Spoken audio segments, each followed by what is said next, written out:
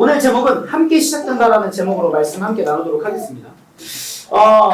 먼저 바로 말씀 보도록 할게요. 같이 한번 읽어보겠습니다. 시작. 11제자가 갈릴리로 가서 예수께서 일러주신 산에 이르렀다. 그들은 예수를 뵙고 절을 하였다. 그러나 의심하는 사람들도 있었다. 자, 여러분 보십시다. 지금 지난주에 이어서 이 제자들이요 갈릴리로 다시 왔어요. 갈릴리는 어떤 곳이라 했죠? 이 제자들 대부분이 예수님께 처음 불러준 곳이에요. 만약에 이런 거예요. 예를 들면 어떤 몇몇 분들은 뭐 나사렛 대학교가 첫 신앙생활을 시작한 곳이면 막 이분이 이제 여기서 예수님을 만났어요. 그 다음에 이제 막 돌고 돌다가 다시 나사렛 대학교에 온 상태인 거죠. 나노처치가 첫 교회이신 경우 뭐 10년, 20년 흘렀을 때 만약에 어떤 상황 때문에 나노처치 떠났다가 다시 온 고향으로 다시 돌아온 상황이에요. 근데 그 고향으로 돌아온 상황이 행복하고 기뻤나요? 아니었죠. 물고기 한 마리 잡지 못하는 그 처절한 상황까지 예수님 찾아오셨습니다. 오늘 마태복음 28장은 복음서인 마태복음의 마지막 성경이자 마지막 이야기예요. 그럼 예수님께서 마지막으로 제자들에게 어떤 말씀을 하셨는가를 함께 보았으면 좋겠는데 예수님께서 이제 승천하시기 전에 마지막으로 전하신 말씀이니까 뭐냐면 예수님의 마지막 명령, 지상 명령이라고도 하고요. 영어로는 greatest command, 마지막, 가장 위대한 명령이라고도 합니다. 즉 이제 예수님이 마지막 말씀이니까 너무나도 소중하고 좋겠죠. 근데 여기에 우리가 집중해야 될 게 뭐냐면 첫 부분에 무슨 몇 명의 제자가 나오죠?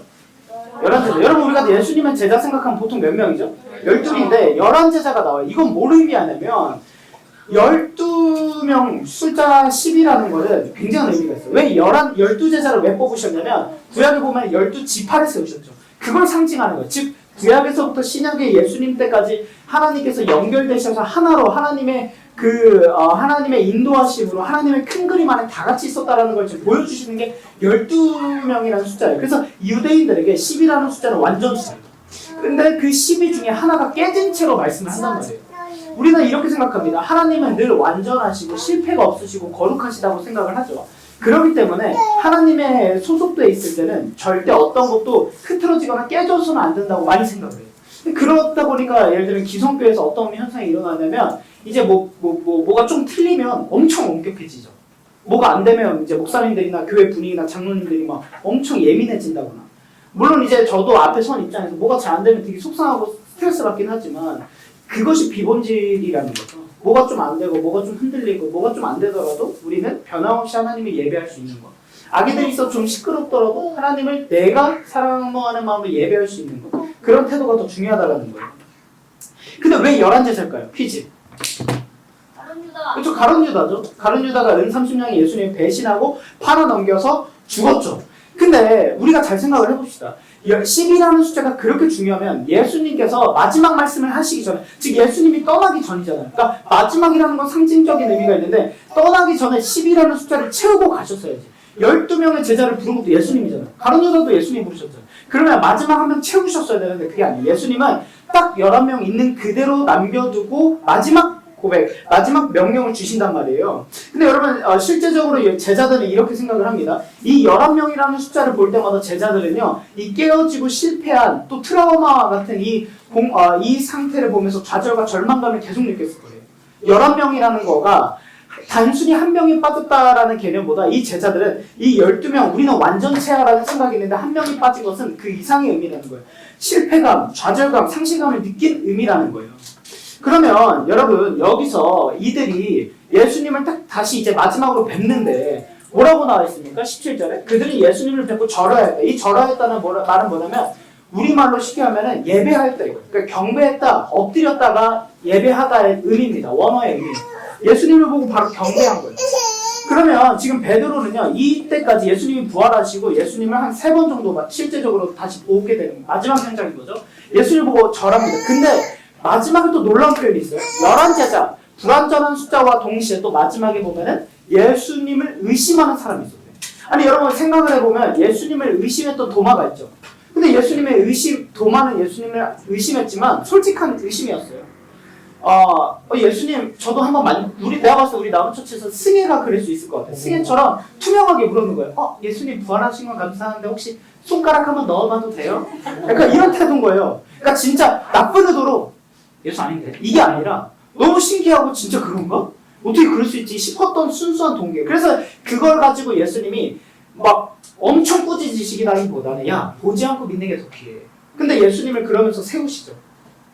이런 의미에서 있는데 여러분 이 말씀 의심하는 사람들도 있었다라는 말씀을요 더 이해하기 쉽도록 메시지 성경 유진 피터슨이 쓴 메시지 성경엔 이렇게 나와 있습니다. 우리 같이 한번 읽어보겠습니다. 시작.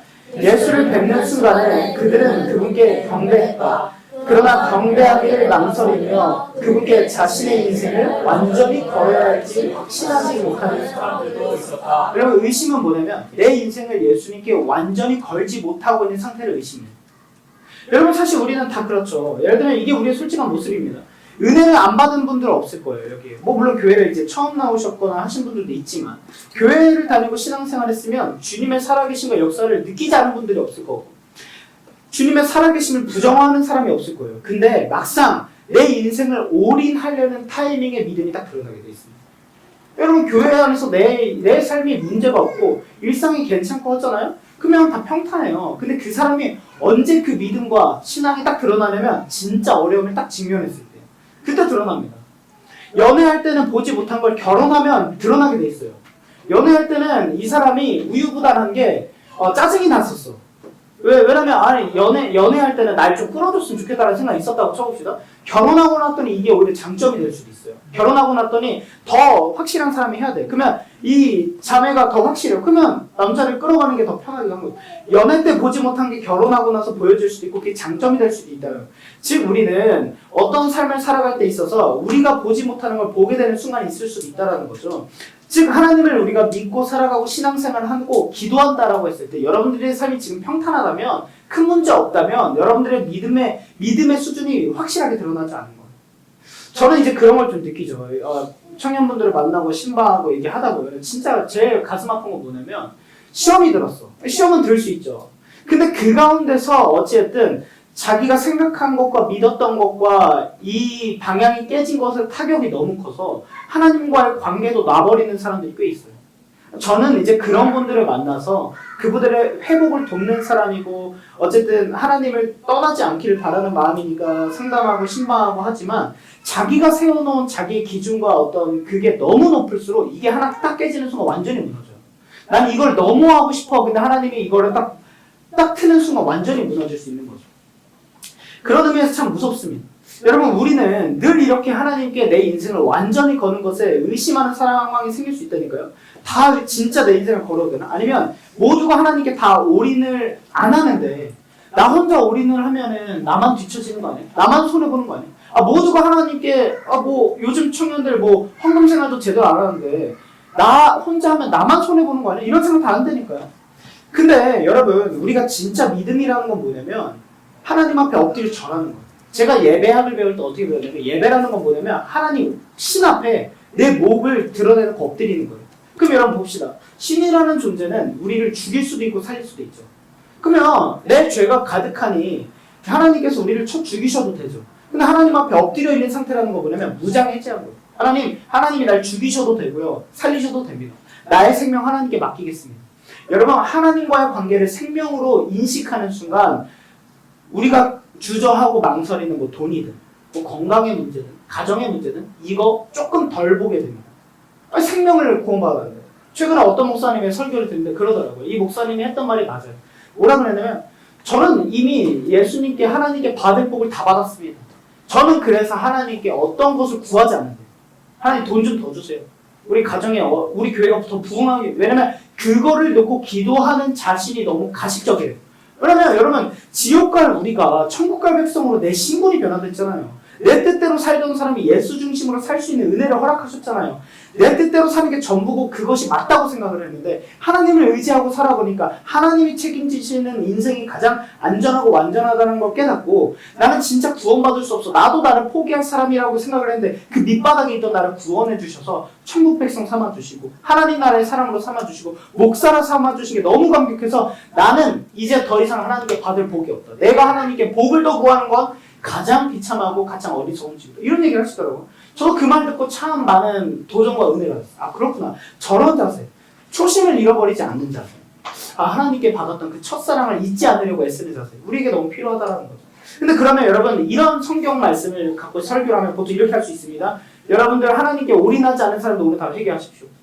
여러분들의 삶, 여러분들께 뭐 하나님께 온전히 하지 못하는 거, 뭐 헌금 생활이든 뭐 주일 예배 성수든 주일 성수든 하지 못하는 사람 다 회개하십시오. 이렇게 세게 할 수 있겠죠. 근데 여러분 그것보다 사실 여기서 올인하는 걸 망설인다라는 개념은 뭐냐면 여러분들 사이비처럼 막 여러분 집 팔고 막 해가지고 교회 당금하라는 거 아니에요.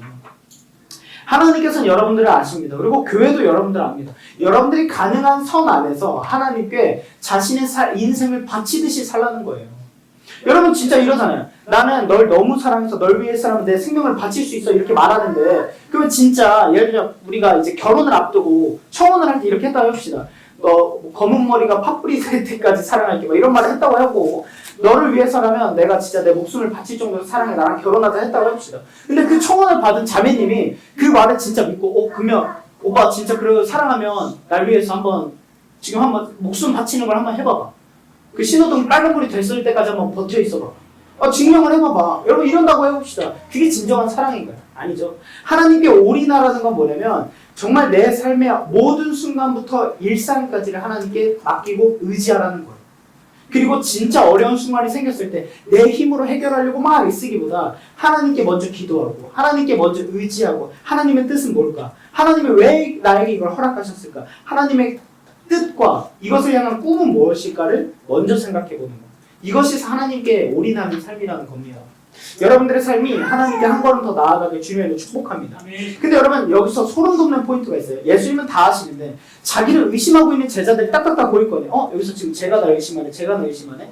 쟤는 나를 진짜 쳐다보지도 못하네. 이런 걸 다 느끼실 거예요. 근데 예수님께서 이 11제자 이미 깨지고 무너진 공동체 그리고 자신을 의심하고 있는 제자들을 향해서 야 너 무슨 그따위 정신머리로 그러고 있어. 너 똑바로 안 해? 이것이 아니라 예수님은 불완전하고 깨진 이들에게 우주적인 마지막 명령 예수님의 마지막 지상명령을 전하십니다. 통째로 사명을 맡겨버리세요.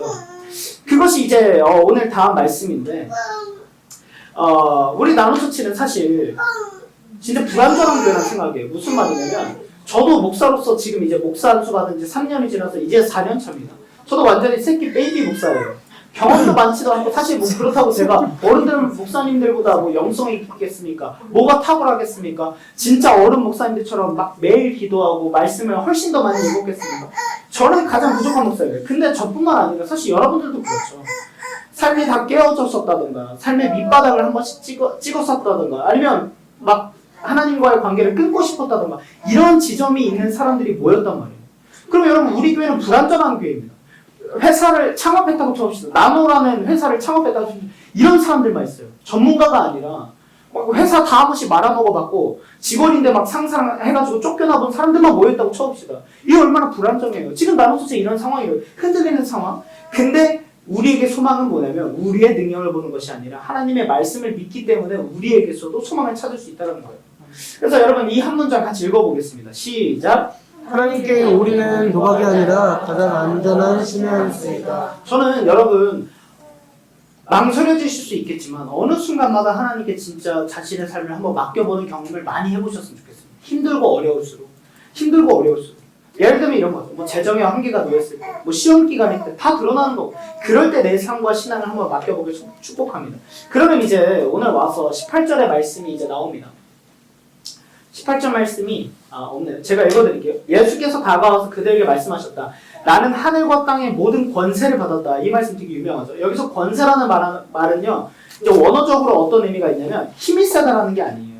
힘이 세다라는 게 아니라 본질적인 권위와 합법적인 통치 원리를 말하는데 무슨 말이냐면 여러분 우리는 이걸 믿어야 합니다.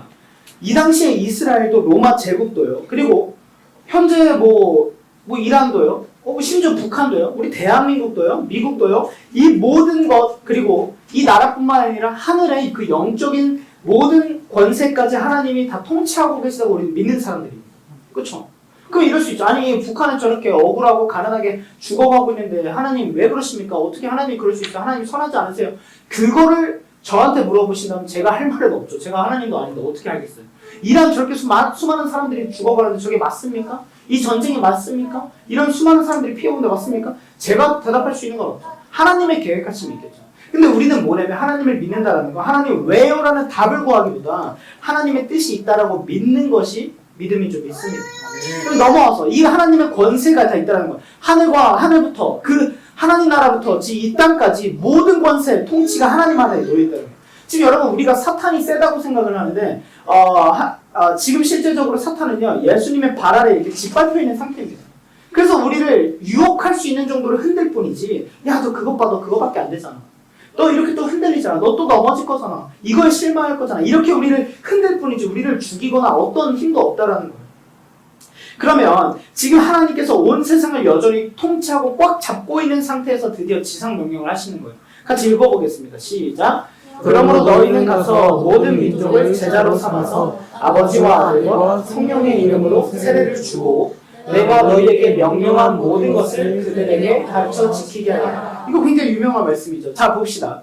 내가 하늘과 땅의 모든 권세, 모든 통치권을 갖고 있어. 근데 그러므로라고 시작을 한다는 건 뭐냐면 여러분 이 우주의 권세를 갖고 계시다라는 선언 뒤에 이 말씀을 하시는 건 뭐냐면 야, 내 모든 능력과 힘과 모든 걸 할 수 있는 내가 네 뒤에 있어. 그러니까 너는 세상에 나아갈 때 쫄지 마 이런 거죠. 네가 이 땅을 걷고 있어도 하늘과 나는 것처럼 살아갈 수 있어. 그 쫄지 마. 내가 함께 하잖아. 내가 너를 붙잡아주고 있잖아. 이 말이죠. 여러분 예수 없는 전도는 구걸입니다. 사실. 저는 그런 생각을 해요. 저도 노방전도를 5년간 해봤었죠. 예수 믿으세요 하고 막 이제 말씀 큐티 카드도 나눠주고 좋은 막 괜찮아 뭐 너는 할 수 있어 막 이런 것도 하면서 막 음식도 나눠주고 5년간 전도를 해봤어요. 근데 여러분 그 안에 그 행위 자체, 전도라는 행위 자체에 진짜 예수님의 사랑과 그 영혼을 향한 마음이 없는 건요 구걸의 불과해요. 한 번만 교회 와서. 제일 비싼 게 누굽니까? 신세계백화점 앞에 있는 그 여호와의 증인들. 진짜 영혼을 사랑해서 하는 거겠어요? 그냥 그들은 어떻게 믿냐면 그 시간을 채우지 않으면 구원 못 받는다고 믿어요. 신천지도 법을 바꿨어요. 신천지의 법을 바꾼 게 뭔지 아십니까? 2명 이상 전도를 안 하면 구원을 못 받는데. 아니 성경에 그런 법이 어디 있습니까? 지들이 필요하고 지들 수적인 걸 늘리려고 그런 법을 만들어서 성도들을 보내가지고 전도시키고 이 땡볕에 땀 쩔러 가면서 전도하게 하는 게 무슨 복음입니까? 그게 다 잘못됐다는 거죠. 우리는 예수님 아래에 있으면 예수님의 영향력에는 사각지가 없다라는 거예요. 모두 다 예수님의 권세 안에 있다라는 겁니다. 그러면 제가 소생교회 첫 사역을 했을 때 그때 이제 약간 청소년 애들에게 좀 진짜 미쳐 있었을 때 제가 막 꽂혀 있으니까 어떻게 전도를 했었냐면 그때 이제 제가 같이 살던 형이 저보고 그랬어요. 나는 너가 미친놈인 줄 알았어. 이러더라고요. 왜? 이랬는데 제가 막 전도 표지판 이런 걸 만들어가지고 그냥 보이는 데 다 들어갔어요. 노래방 그냥 들어가요. 노래방 들어가가지고 그냥 방을 열어요.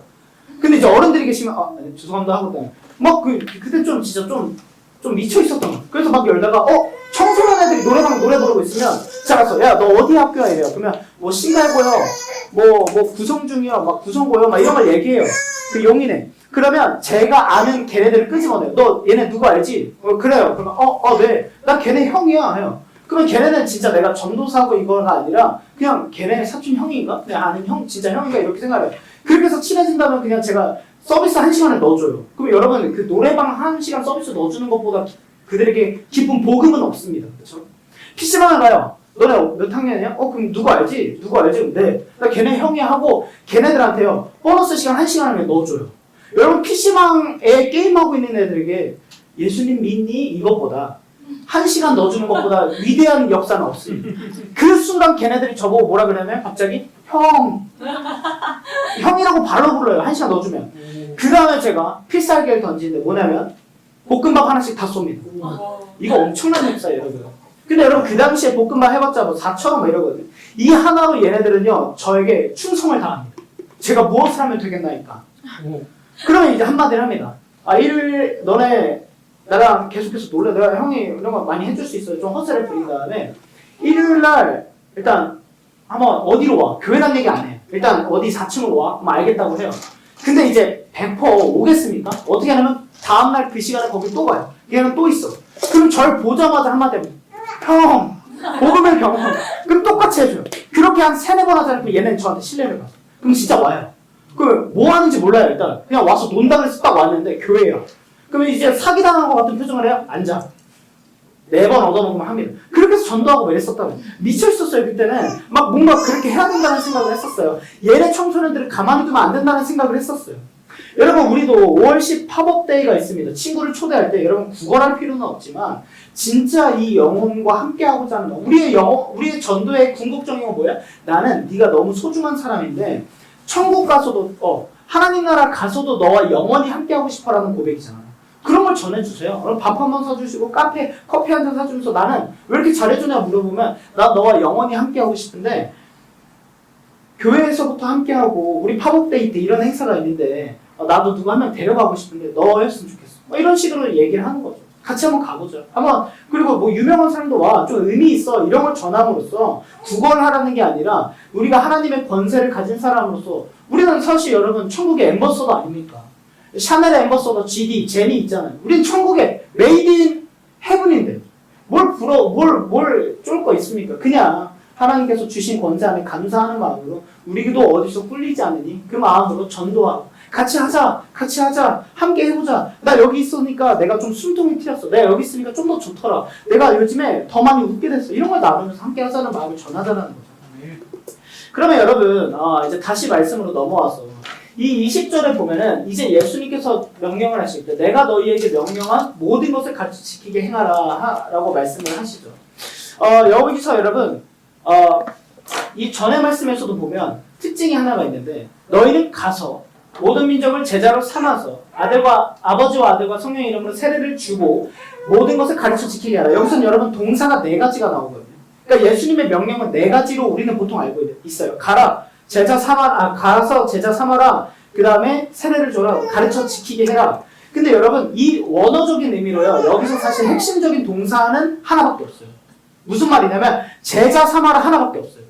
그러면은 여러분 이 원어를 바르게 해석하면 이렇게 됩니다. 뭐냐면 제자 삼기 위해서 가라 이거예요. 그 다음에 제자 삼기 위해서 세례를 줘라. 제자 삼기 위해서 가르쳐라. 즉 핵심은 제자 삼으라. 우리 나사렛 교단도 열방의 그리스도를 닮은 제자 삼는 것이 우리의 핵심 가치죠. 사명입니다. 우리는 결국 이 땅에 남겨진 여러분 모두에게 예수님의 제자들뿐만 아니라 교회를 다니고 신앙생활하는 모든 사람들은요. 사명은 한 가지밖에 없어요. 예수님을 닮은 제자 삼는 것. 내 제자 아니에요. 예수님을 닮은 제자 삼는 게 우리의 사명의 전부입니다. 그러면 첫 번째로 거기서 가라 이거는 무슨 의미일까요? 아프리카 가라 이거 아니에요. 사실 땅끝까지 가라 이러니까 아프리카 가야 되고 이거를 좀 잘못 믿는 이제 그런 선교단체가 있죠. 그러니까 땅 밟게 한다든가 아니면 이스라엘에 간다든가 어떤 유적지에 테러하고 그거 아닙니다. 그런 거 아니에요. 어디로 가라는 거냐면 하나님이 지금 널 보내신 자리로 가라. 학교면 학교, 직장이면 직장이죠. 지하철, 버스 그 안에서 선한 영향력을 뿜어내므로써 예수님의 바이블을 뿜어내라는 거예요. 그 중에 어떤 사람과 연결이 되고 그들의 친구가 되어서 그들을 제자 삼기 위해 애쓰라는 거예요. 그러면 세례를 베풀라 이건 뭘까요?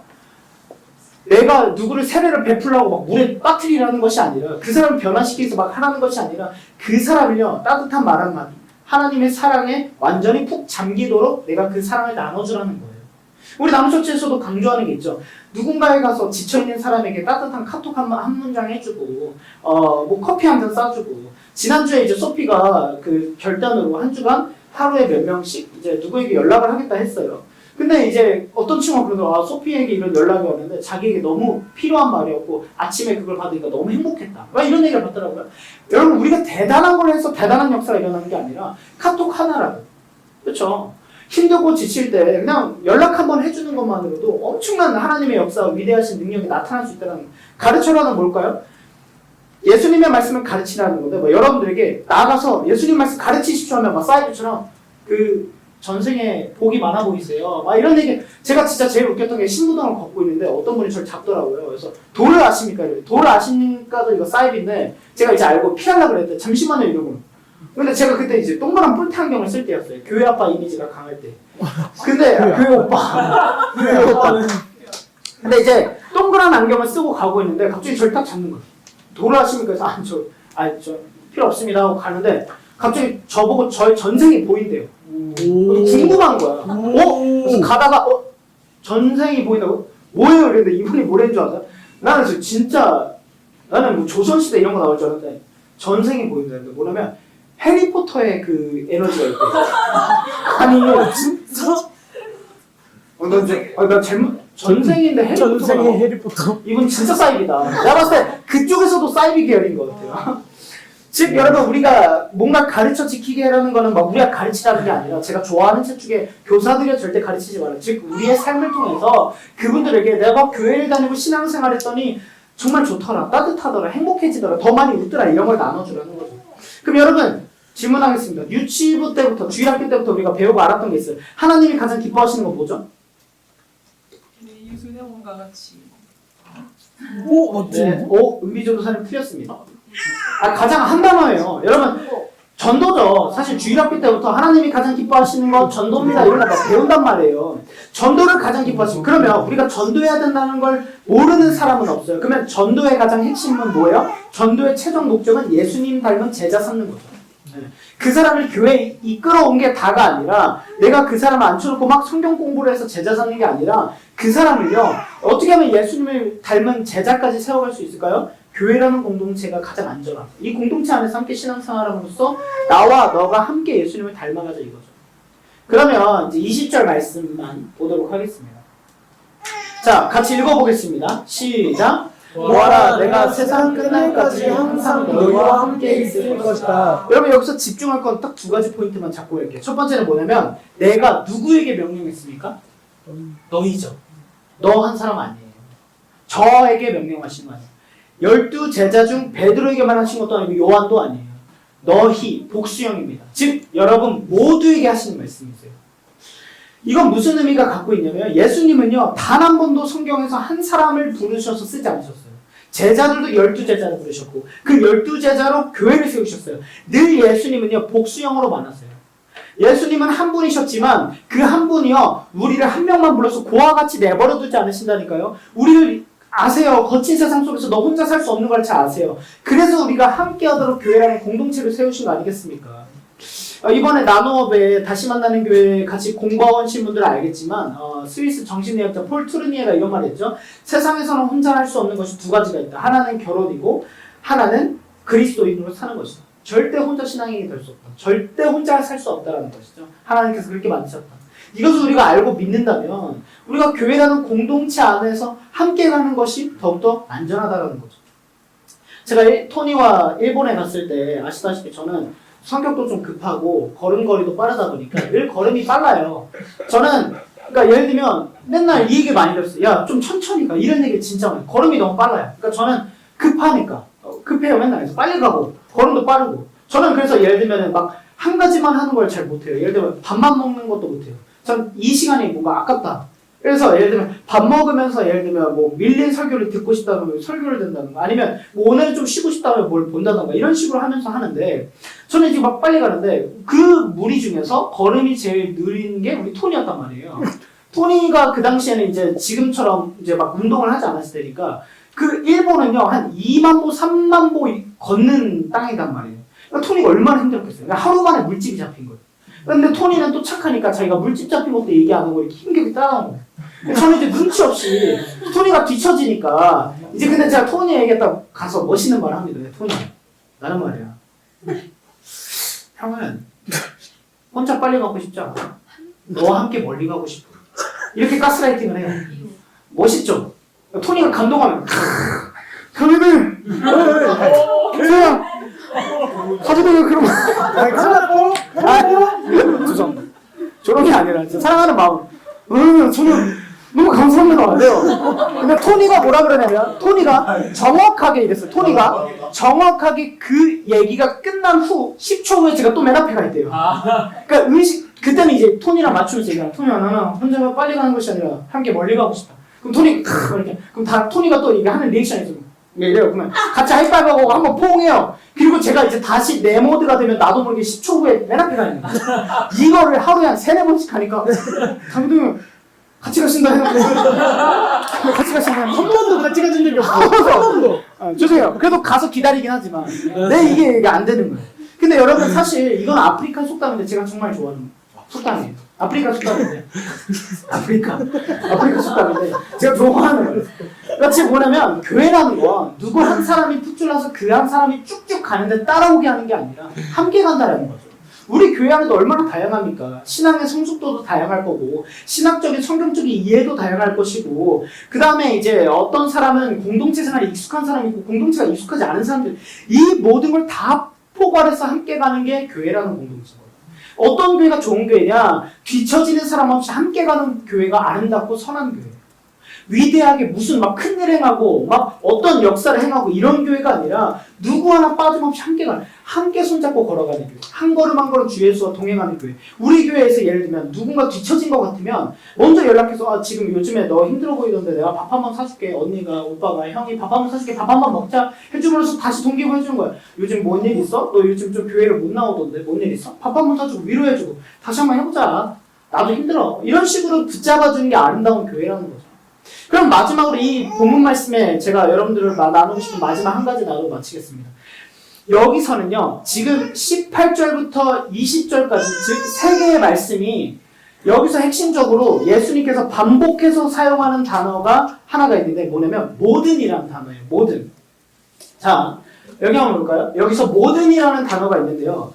이 모든이라는 단어가 한국어로는 3번이 나오지만, 원어적으로 보면 4번이 쓰입니다. 일단 18절에 모든 권세, 그 다음 모든 민족, 그 다음 20절에 모든 것. 근데 하나가 더 나와요. 뭐냐면 20절에 항상, 이 항상이라는 단어가 파스, 모든 날이라는 의미예요. 즉 예수님은요, 하나님은 이 말씀을 통해 강조하시는 게 있어요. 그게 뭐냐면 모든이에요. 모든. 자, 이제 여러분 한 번만 집중해보세요. 마태복음 오늘 28장이죠.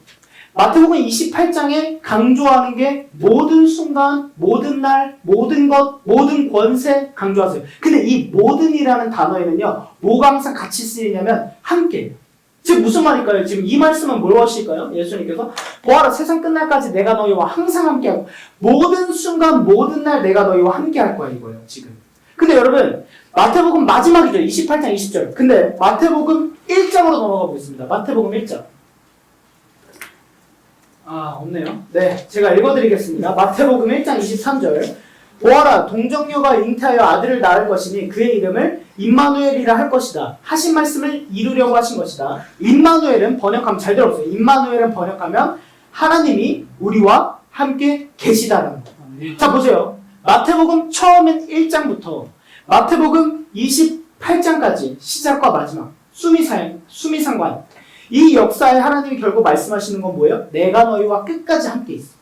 항상 모든 순간 네가 절망 가운데 울고 있었을 때도, 네가 기뻐할 때도, 네 꿈을 이뤘을 때도, 드디어 뭔가 내가 바라던 걸 이뤘을 때도 모든 순간 내가 너와 함께하고 있어. 여러분 여기서 중요한 건 뭐냐면 우리는 마태복음이나 이런 복음서를 읽다 보면 어떻게 생각하냐면 예를 들면 여러분 우리가 넷플릭스에 마태복음 딱 있다고 해봅시다. 더 매튜 딱 눌렀어요. 그 시리즈를 딱 봤어요. 우리는 어떻게 생각할까요? 이 마태복음이라는 넷플릭스 시리즈나 영화의 주인공은 당연히 예수고 예수의 생애를 다루겠지라고 우리는 생각할 거예요. 근데 여러분 이 복음서 마태복음의 핵심은 뭐냐면 예수가 주인이다 이게 아니라 가르치고자 하는 건 뭐냐면 예수가 이 땅에 오고 널 위해 죽었지. 너희를 위한 예수였지. 아멘 맞습니다. 근데 예수의 생애만 보여주려고 내가 예수의 이야기를 만든 게 아니에요. 하나님께서. 뭐냐면 처음부터 지금까지 앞으로 영원한 순간까지 내가 너희와 함께하고 있다라는 그 동행을 보여주는 이야기가 이 복음서의 이야기라는 거예요. 핵심은 이겁니다. 모든 복음서, 복음의 핵심은 하나님이 나와 함께 하신다. 이것이 핵심인 겁니다.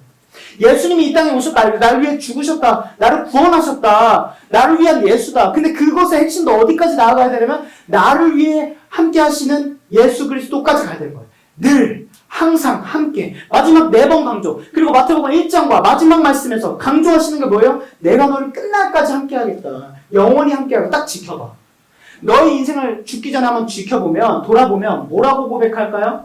하나님이 나와 모든 날 함께 하셨구나. 지금 여러분들에게 이해가 되지 않은 그 순간일지라도 아까 우리 은지가 되게 힘겹게 나눠줬죠. 엄청 어려운 일이 있었어요. 저도 같은 목사로서 그런 일들이 일어난다고 했을 때 참 너무 마음이 아프고 괴롭고 힘들죠. 말도 안 되죠. 어떻게 저럴 수 있어? 손가락질 해야죠. 잘못한 건 잘못한 거죠.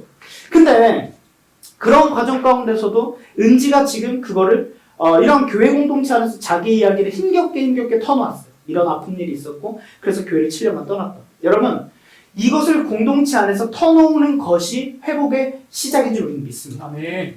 더 나아가서 어떤 걸 기대하냐면 은지가 나중에는 그 이야기가 나만의 슬픔으로 자기에게 상처가 돼서 이 상처가 자기를 갉아먹는 것으로 가는 것이 아니라 상처의 가장 불행한 지점은 뭐냐면 나는 옛날에 이런 상처가 있어요. 그래서 나는 여전히 이래요는 가장 불행한 사람이에요. 그 상처가 하나님의 영광으로 바뀌는 거 뭐냐면 그 상처가 있었기 때문에 나는 지금 이런 역사로 이렇게 살아가고 있습니다. 그 상처를 가진 사람을 보면 나는 참을 수 없어요. 왜? 내가 그 눈물을 이해하는 거예요. 나아가서 그 상처를 함께 나눠주고 같이 울어주고 같이 회복할 수 있도록 이끌어주는 거예요. 거기까지 나아가는 것이 우리가 하나님의 사람으로서의 우리의 가장 위대한 간증이자 하나님의 역사인 줄 믿습니다. 네. 저는 알아요. 여러분들과 좀 더 관계를 했으니까 여러분들 안에 상처 없는 사람 없어요. 저도 그렇고 뭐 여기 리더들 저렇게 밝고 해맑지만 저 리더들 안에서도 밤새 울고 힘들어하는 사람들이 있을 수 있어요. 리더라는 책임감, 사역자라는 책임감이 있기 때문에 앞에서 웃고 더 아무렇지 않아 보일 수 있지만 그 한 사람 한 사람의 눈물을 저는 조금 더 아는 사람으로서 그 사람이 울 때마다 굉장히 아프고 힘들다니까요. 다 안 되니까요. 그리고 여러분들이 지금도 이 자리에서 웃고 있지만 참 승희가 저렇게 하고 있지만 힘들겠다. 진주도 참 요즘에 만만치 않을 텐데. 이런 상황들이 다 든다니까요. 교회라는 공동체는 제가 여러분들에게 줄 수 있는 가장 위대한 선물은 뭐냐면 그럴 때 한번 불러내서 밥 한번 사주거나 뭐 전화 한번 하거나 만나는 걸 수 있겠지만 가장 교회로서 우리가 함께 해야 될 가장 위대한 능력은 뭐냐면 야, 그 가운데서도 하나님 너와 함께 하셔. 그 가운데서도 하나님 너 포기하지 않으셨어. 그 가운데서도 널 잡고 계셔. 네가 망가지고 밑바닥으로 쏟구쳐지고 싶고 하나님 떠나고 싶은 순간에도 하나님 너 붙잡고 계셔. 그리고 하나님이 말씀하신 걸 야, 잘 봐. 딱 봐. 진짜 지켜봐. 네 죽을 날까지 지켜봐.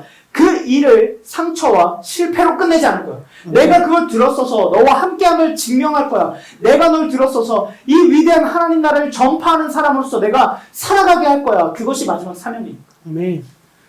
상처가 회복이 돼서 영광이 되는 그 상처가 스타가 되는 하나님의 역사가 여러분들 가운데 가장 함께하길 주님의 이름으로 축복합니다. 네. 그래서 교회라는 공동체라는 거 반주 한번 해주시면 감사하겠습니다. 기독교의 핵심, 가장 위대한 건 어느 종교와도 비교할 수 없는 하나님이 우리를 사랑하셔서 나와 함께 하신다. 야, 기독교가 뭐야? 기독교는 어떤 종교야? 신이 나를 먼저 사랑해서 이 땅에 오셔서 날 위해 죽으셔서 날 구원하셨는데 거기서 끝난 게 아니라 지금도 이 순간도 내일도 나와 함께 하는 거예요. 우리 교회 안에서 또 많은 일들이 있었죠. 제가 단톡방에 올리고 같이 기도하자고 했는데 그리고 제이크가 어제 이제 시험이 있었죠. 그래서 끝나고 연락을 해봤어요. 어떠셨냐고 했더니 시험이 평소 때보다 더 어려워서 좀 결과를 지켜봐야 될 것 같다. 장담할 수 없을 것 같다. 엄청 열심히 준비했잖아요. 여기 와서도 막 맨날 근데 그런 상황이 놓이면 이제 어떻게 됩니까? 진짜 하나님께 맡길 수밖에 없는 순간들이에요. 같이 사실 지금도 계속해서 우리가 같이 기도해야죠. 어제 우리가 이제 나노처치에 또 사랑하는 한 가정이 이제 그런 아기를 갖기 위한 이제 병원에 갔는데 또 안타깝게 시도조차 못하는 이런 상황이 되었어요. 연락을 받았는데 제가 그 딱 처음 연락을 받고 오는 걸 기억하고 어쨌든 저도 일정 다 취소하고 만나서 밥 사주고 이렇게 위로를 했었는데 이제 어제는 만날 수 없이 이렇게 본가에 가 있으니까 그런데 그 친구가 그냥 오히려 덤덤하게 얘기하더라고요. 근데 여러분 그 마음에 얼마나 아프고 힘들겠어요. 제가 어떤 교회 이야기를 들었는데 어떤 교회에서는 아기를 못 갖는 가정이 이제 교회에 있었는데 어떤 가정이 새로 왔대요. 교회에 어떤 가정이 온 건 엄청 큰 의미인데 이제 3, 4살짜리 아기를 안고 왔대요. 그랬더니 이 부부가 그걸 못 견디더라고요. 우리는 없는데 저기는 아기가 있는 걸 보니까 못 견뎌서 교회를 떠났대요. 여러분 이런 거 얼마나 비극입니까? 나노처치 안에서는 그렇게 비교하고 서로 상처 주는 것이 아니라 진짜 함께 우리는 지어져가는 교회 공동체로서 그 사람의 아픔과 슬픔에 함께 동참하고 위로해주고 격려해주고 함께 울어주고 함께 웃어주고 함께 회복하고 함께 일어나는 것이 진짜 교회인 줄 믿습니다. 여러분 지금까지 5번의 시리즈 실패의 자리, 무너진 자리, 절망의 자리 그런 곳에서 하나님 예수님은 우리 나노처치도 11제자 같고 불완전하지만 그 과정 가운데서도 예수님은 우리를 사람으로 함께 하심으로 교회를 세우신 것처럼 인류 역사에 우리도 예수님께서 이렇게 불완전하고 부족한 저와 여러분들 가운데 하나님이 함께 하신 줄 믿습니다. 그러면서 약속하시죠. 잘 봐, 보아라, 딱 봐, 끝까지 지켜봐, 내가 너와 함께 할 거야. 우리의 모든 인생, 이제 우리의 숨이 먹기 직전에 우리 모든 순간에 우리는 신실한 하나님의 백성으로 서 있다면 이렇게 고백할 것입니다. 결국 내 인생의 모든 것은 은혜요. 내 인생의 가장 비참했던 순간도, 가장 영광스러웠던 순간도, 가장 잘 나갔던 순간도, 모든 은퇴하고 아무것도 아니라고 느껴졌던 허망했던 순간도, 실패했던 순간도 하나님이 함께 하셨구나. 많은 하나님의 사람들이 이렇게 고백하더라고요. 우리 나노처치 여러분들도 그렇게 고백하셨으면 좋겠습니다. 비록 보이지 않더라도, 비록 캄캄하더라도, 비록 오늘의 현실이 절망과 같더라도 하나님은 나와 함께 하십니다. 나는 여전히 불완전한 열한 제자와 같이 나는 불완전하고 부족한데도 하나님이 나와 함께 하십니다. 나는 또 무너질 것 같은 내 삶을 살아가고 하나님 한 번도 생각하지 못하고 살아갔지만 이 일주일 과정에서 날 하나님 지켜주셨구나. 하나님밖에 없구나. 정말 하나님을 다시 한번 의지하자. 하나님 다시 한번 붙잡자. 이 초심과 이 하나님을 향한 사랑과 사명을 회복하는 여러분 되길 주님의 이름으로 축복합니다. 그래서 여러분 God with us. 하나님 우리와 함께 하십니다. 아멘이십니까? 네. 여러분들의 괴로운 순간에도 하나님은 함께 하십니다. 여러분들이 행복하고 잘 나가는 순간에도 하나님 함께 하십니다. 반대로 우리 나노처치 교회는 여러분들과 함께 할 것입니다. 여러분들이 행복한 순간에도, 여러분들이 눈물 흘리는 순간에도 우리 교회는 여러분과 끝까지 함께 할 것입니다. 그래서 우리가 함께 할 때 교회는 온전한 하나님의 공동체로 시작되는 줄 믿습니다. 이 시간 함께 기도하겠습니다.